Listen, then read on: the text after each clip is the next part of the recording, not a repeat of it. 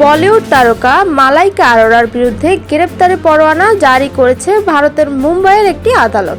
2012 সালের এক মারামারির মামলায় সাক্ষী হিসেবে আদালতে হাজির না হওয়ায় এই জামিনযোগ্য পরোয়ানা জারি করা হয়েছে তার বিরুদ্ধে। ঘটনাটি ঘটেছিল মুম্বাইয়ের একটি 5 তারকা হোটেলে, যেখানে অভিনেতা সাইফ আলী খান, শাহিল লাদাখ এবং ব্যবসায়ী বিশাল আমরোহির বিরুদ্ধে একজন এনআরআই ব্যবসায়ী ইকবাল শর্মাকে শারীরিকভাবে লাঞ্ছিত করার অভিযোগ ওঠে।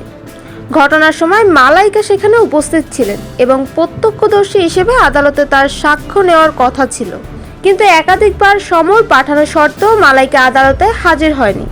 এর পরিপ্রেক্ষিতেই আদালত তার বিরুদ্ধে এই পদক্ষেপ নেয়।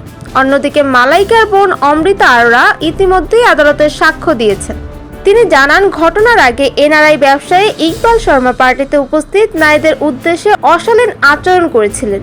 এই মামলায় প্রধান অভিযুক্ত সাইফ আলী খান আগেই অভিযোগ স্বীকার করে বলেন, ইকবাল শর্মা প্রথমে তাদের টেবিলে এসে গালিগালাজ করেন এবং ঘটনার সূত্রপাত হয় সেখান থেকেই। ঘটনার রাতে সাইফ, মালাইকা ছাড়াও কারিনা কাপুর, কারিশমা কাপুর সহ আরো অনেকে উপস্থিত ছিলেন।